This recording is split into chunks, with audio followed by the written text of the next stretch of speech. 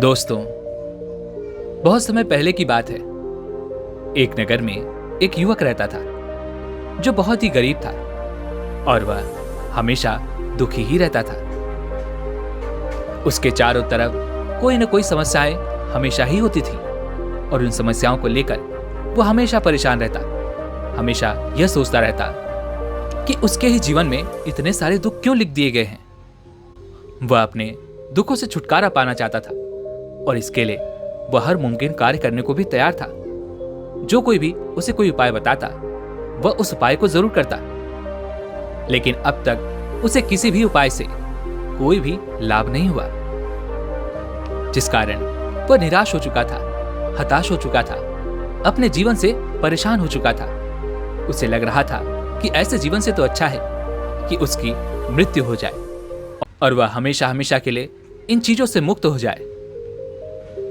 एक दिन की बात है, वह इसी तरह से परेशान और हताश होकर एक नगर से दूसरे नगर की ओर जा रहा था। तभी रास्ते में उसे एक आश्रम दिखाई दिया। उस आश्रम में एक गुरु कुछ नगरवासियों को सुख और दुख पर उपदेश दे रहे थे। वे कह रहे थे, हम मनुष्य अपने पूरे जीवन काल एक चीज के पीछे भागते रहते हैं और वह है सुख। हम मनुष्य अपने जीवन में कभी दुख नहीं चाहते, इसीलिए हम अपने पूरे जीवन काल केवल सुख में ही व्यतीत करना चाहते हैं और इसी कारणवश हम हमेशा केवल सुख पाना चाहते हैं, सुख के पीछे भागते रहते हैं। उसी के विपरीत हम हमेशा एक चीज से भागते रहते हैं और वह है दुख, क्योंकि कोई भी मनुष्य अपने जीवन में दुख नहीं चाहता। उसे लगता है कि दुख तो एक श्राप है और यह हमारे जीवन में नहीं आना चाहिए। परंतु जो लोग बुद्धिमान होते हैं, जो बुद्धत्व को प्राप्त कर चुके होते हैं, उनकी सोच और समझ का विकास हो चुका होता है और इसी कारणवश ऐसे मनुष्य ना तो कभी सुख के पीछे भागते हैं और ना ही कभी दुख के पीछे।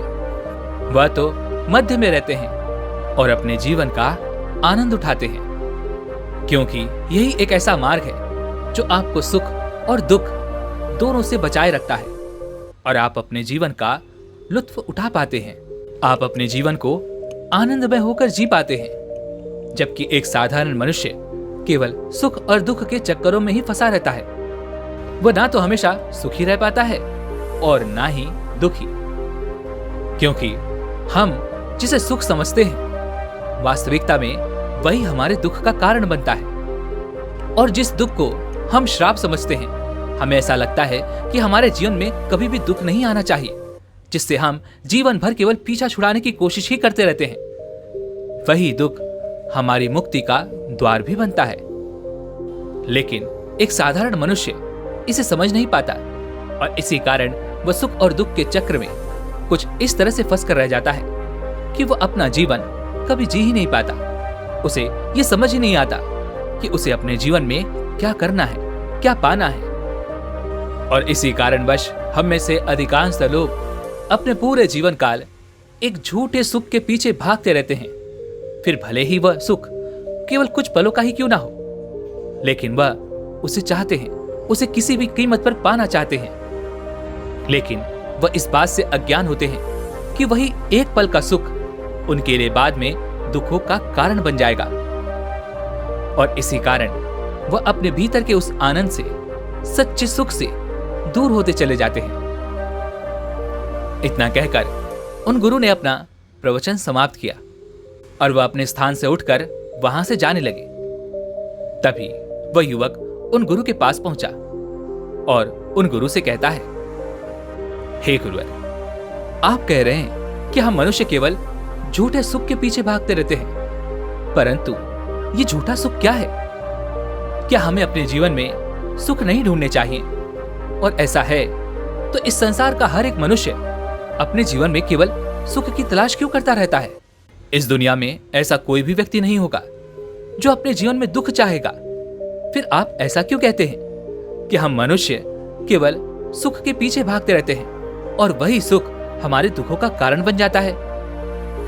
आखिर आप ये क्या कहना चाहते थे? मुझे आपकी बात समझ नहीं आई। क्या आप मुझे ये साफ और स्पष्ट तौर पर समझा सकते हैं?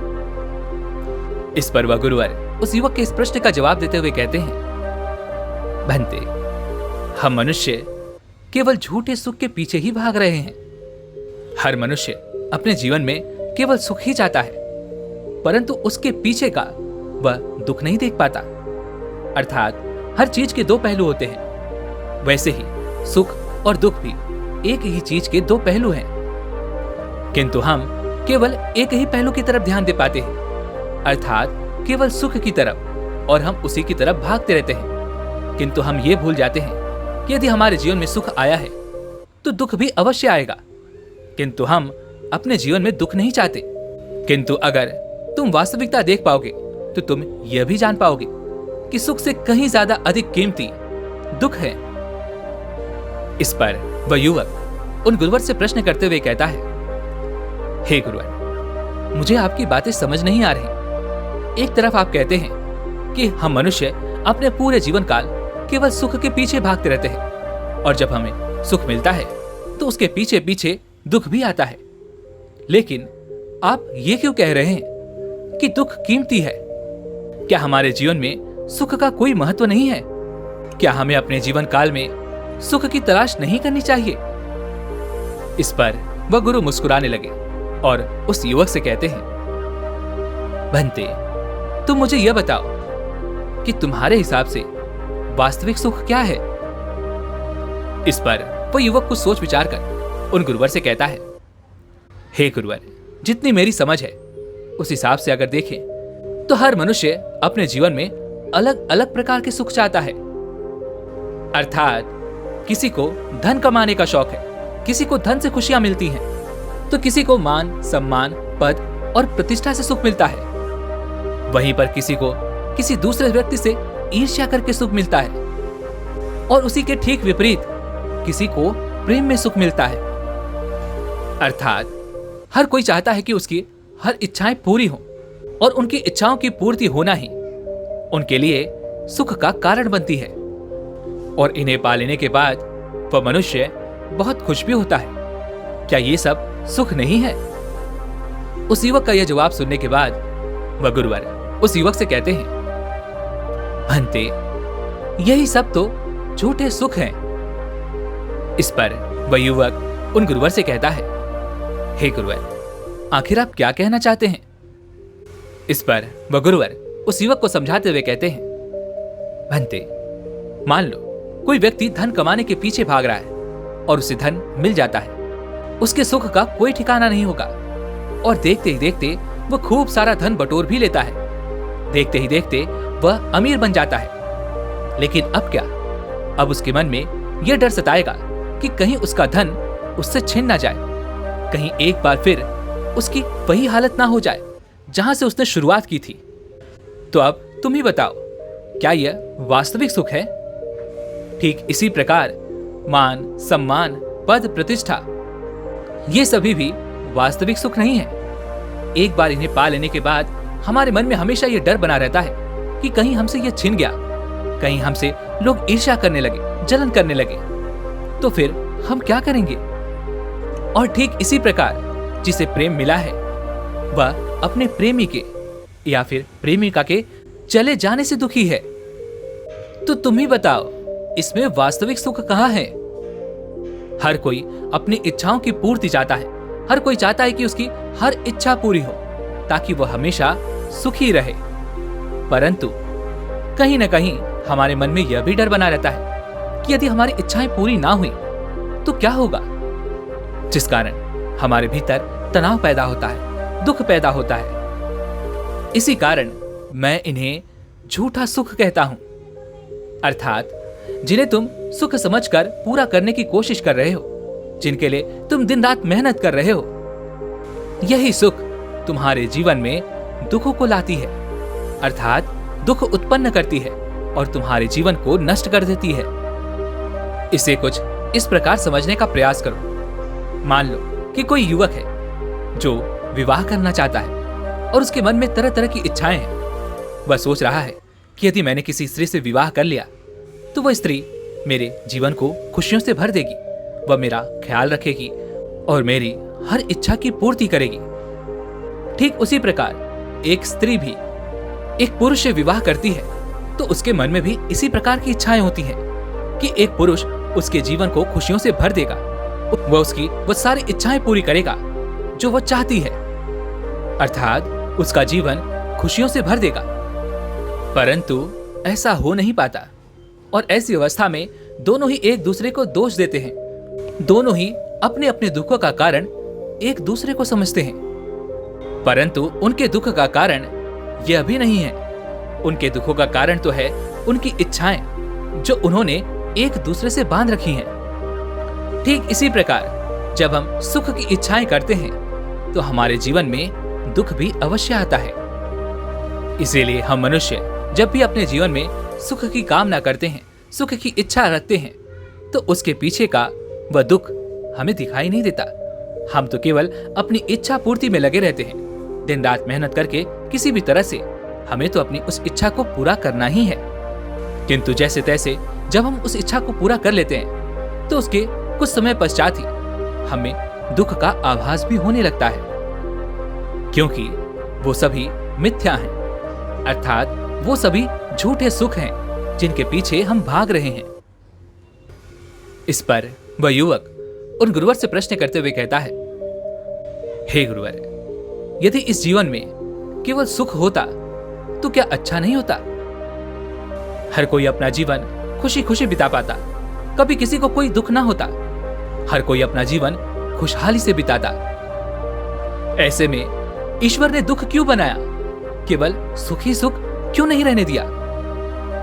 इस पर वह गुरुवर मुस्कुराने लगे और उस युवक के इस प्रश्न का जवाब देते हुए कहते हैं, भंते, यदि जीवन में दुख ना होता तो तुम सुख का आभास कैसे कर पाते?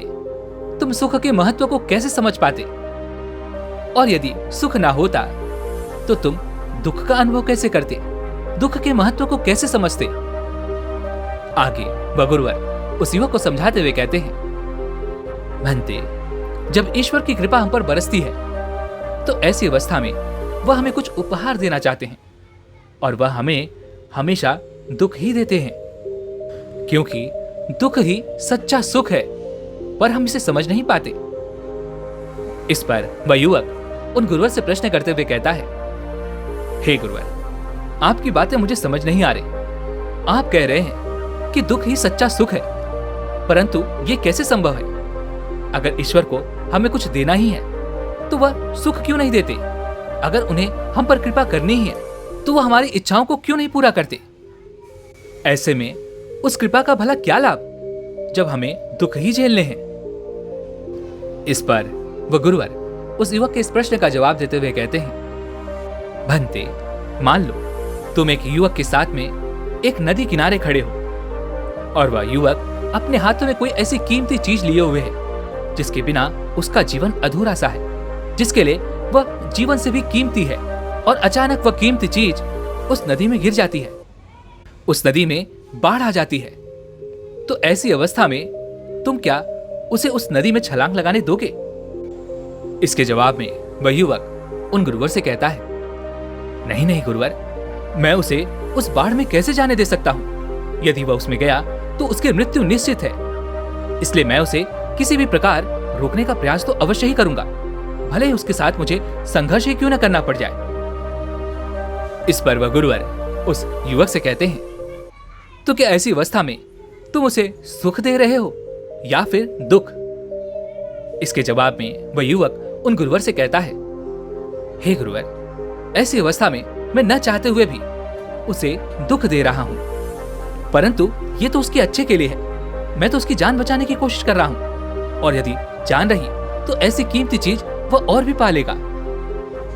इस पर वह गुरुवर उस युवक से कहते हैं, ठीक इसी प्रकार ईश्वर भी जब हम पर कृपा करते हैं तो वह हमें दुख देते हैं। हालांकि यहाँ पर देखने का नजरिया अलग होता है, अर्थात इसे समझना जरूरी है कि वह हमें वास्तविकता में दुख नहीं दे रहे होते, वह तो हमें उन सुखों से बाहर निकाल रहे होते हैं जिन सुखों में हम पूरी तरह से लिप्त हो चुके हैं, और वह सुख हमारे जीवन के लिए हानिकारक है।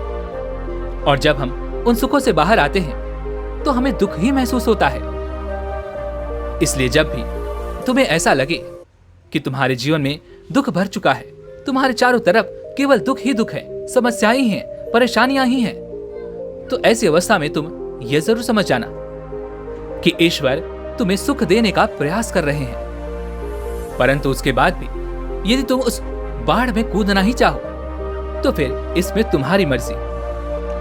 इस पर वह युवक उन गुरुवर से कहता है, हे गुरुवर, आप जो कहना चाहते हैं वो कुछ कुछ तो मैं समझ रहा हूं, लेकिन अब भी सारी बातें मैं समझ नहीं पा रहा। एक तरफ आप ये कह रहे हैं कि जब ईश्वर से हम प्रार्थना करते हैं कि हमें धन संपदा, मान प्रतिष्ठा, पद, सम्मान चाहिए, तो ऐसी अवस्था में हमारे यही सुख हमारे दुखों का कारण बन जाते हैं। और जब ईश्वर की हम पर कृपा होती है तो वह हमें दुख ही देते हैं ताकि हम वास्तविक सुख को देख सकें, वास्तविक सुख की ओर ध्यान केंद्रित कर सकें। इस पर वह गुरुवर हाँ में सर हिलाते हुए कहते हैं, बिल्कुल ठीक कहा तुमने, ठीक ऐसा ही है। किंतु यदि तुम अब भी मेरी बातें समझ नहीं पा रहे तो चलो मैं तुम्हें एक छोटी सी कहानी सुनाता हूं। इस कहानी के माध्यम से तुम्हें तुम्हारे सभी प्रश्नों के उत्तर मिल जाएंगे। इतना कहकर वह गुरुवर उस युवक को कहानी सुनाना शुरू करते हैं। वे कहते हैं कि एक गांव में एक किसान था। वह किसान हर रोज खूब मेहनत किया करता था। उस किसान के पास कुछ बीज भी रखे हुए थे। उन सभी बीजों में से एक बीज जो अपने जीवन को सुखी करना चाहता था, वह हमेशा खुशहाली का जीवन जीना चाहता था। इसलिए वह ईश्वर से प्रार्थना करता है कि हे ईश्वर, मेरा जीवन सुखों से भर दे, मेरा जीवन खुशहाली से भर दे। मैं बाकी बीजों की तरह नष्ट नहीं होना चाहता। इसलिए वह ईश्वर से प्रार्थना करता है ताकि वह उसके जीवन को बचा ले। उसकी प्रार्थना ईश्वर तक पहुंच जाती है और ईश्वर उसकी प्रार्थना स्वीकार करते हैं। एक दिन जब वह किसान उन सभी बीजों को लेकर खेत की ओर जा रहा था, तभी अचानक उस किसान का पैर एक बड़े से पत्थर से टकरा गया और जिन बर्तन में उसने सारे बीज रखे हुए थे वह बर्तन जमीन पर गिर गया और उसी के साथ में वो सारे बीज भी जमीन पर गिर गए। लेकिन जैसे तैसे उस किसान ने वो सारे बीज इकट्ठा किए और उन्हें फिर से बर्तन में रख दिया। लेकिन वह किसान उस बीज को जमीन पर ही भूल गया जिसने यह प्रार्थना की थी कि उसका जीवन खुशहाली से भरा रहे। वह अपना जीवन खुशहाली से जीना चाहता है। वह अपने जीवन में कभी दुख नहीं चाहता। वह किसान तो उस बर्तन को लेकर चला गया, किंतु वह बीज अब बहुत दुखी हो चुका था क्योंकि उसे लग रहा था कि उसके जीवन में इतने सारे दुख क्यों हैं। वह चीखता रहा, चिल्लाता रहा कि वो वहां पर है, किंतु किसान ने उसकी ना सुनी। इतनी कड़क धूप थी कि उससे धूप बर्दाश्त नहीं हो रही थी। उसे लग रहा था कि अब तो वह मृत्यु को प्राप्त हो ही जाएगा। वह अपने आप को बहुत अकेला महसूस कर रहा था, बहुत असहाय महसूस कर रहा था क्योंकि वह अपने बाकी साथी मित्रों से बिछड़ चुका था। तभी अचानक आसमान में गड़गड़ाहट शुरू हुई और चारों तरफ बादल ही बादल छा गए और कुछ ही समय के पश्चात तेज बारिश भी शुरू हो गई। देखते ही देखते पूरी जमीन पानी से भीग चुकी थी। यह देखकर वह बीज और भी डर गया और भी घबरा गया। उसे लगने लगा कि उसके जीवन में इतने सारे दुख क्यों लिख दिए गए। उसने तो अपने जीवन में खुशहाली मांगी थी, सुख मांगा था और अपने आप को वह कभी नष्ट नहीं होने देना चाहता था। फिर आखिर मेरे साथ ही ऐसा क्यों हो रहा है? बारिश के कारण देखते ही देखते वह बीज उस उपजाऊ जमीन में नीचे की तरफ धंस गया। वहां पर उस बीज का अस्तित्व अब धीरे धीरे समाप्त हो रहा था। बीज अपनी अंतिम सांसें ले रहा था। तभी अचानक उसे एक रोशनी सी नजर आई। उसे लगा कि वह धीरे धीरे जमीन के ऊपर की ओर आ रहा है। उसने अपने आप को देखा और बहुत खुश हुआ क्योंकि वह अपने आप को बड़ा होता हुआ देख रहा था, क्योंकि वह अब अंकुरित हो चुका था। उसका रूप धीरे धीरे बदल रहा था। जैसे जैसे समय बीतता गया वह धीरे धीरे एक छोटे से पौधे से एक विशाल वृक्ष का रूप ले चुका था। किंतु इस सफर के दौरान उसने काफी कुछ सहा। हर मौसम की मार का उसने सामना किया और आखिरकार वह देखते देखते एक विशाल वृक्ष का रूप ले चुका था। तभी वह गुरुवर उस युवक से प्रश्न करते हुए कहते हैं, भंते, इस कहानी से तुमने क्या सीखा? इसका जवाब में वह युवक उन गुरुवर से कहता है, हे गुरुवर, आपने सत्य कहा। जैसा हम प्रार्थना करते हैं, ईश्वर हमें वैसा ही देता है। उस बीज ने जैसा अपना जीवन चाहा था, उसे वैसा ही जीवन मिला। समय के साथ उस वृक्ष पर फल भी लगे और उन फलों के बीजों में हर जगह वही था, तो उसके नष्ट होने का तो सवाल ही नहीं होता। अब मैं आपकी बात पूरी तरह से समझ चुका हूं और मैं आपकी बात से सहमत भी हूं। मैं ये समझ चुका हूं कि हम मनुष्य केवल झूठे सुख के पीछे भागते रहते हैं, परंतु जो ज्ञानी है, जो बुद्धिमान है, वह ना तो सुख के पीछे भागते हैं और वह ना ही दुखों से भागते हैं।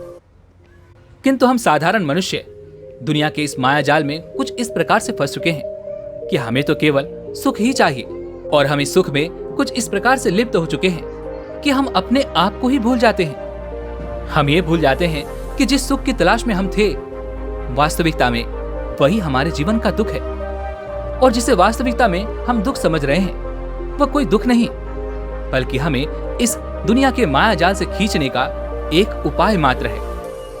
इतना कहकर उस युवक ने उन गुरु को प्रणाम किया और वापस अपने घर लौट आया। दोस्तों, उम्मीद है कि आपने भी आज के इस वीडियो से जरूर कुछ न कुछ सीखा होगा। तो इस वीडियो को लाइक और अपने दोस्तों के साथ शेयर जरूर कीजिएगा और हमें ऐसे ही सपोर्ट करने के लिए चैनल को सब्सक्राइब और घंटी बटन को जरूर दबा दीजिएगा। चलिए मिलते हैं अगली वीडियो में, तब तक के लिए अपना ख्याल रखें। धन्यवाद।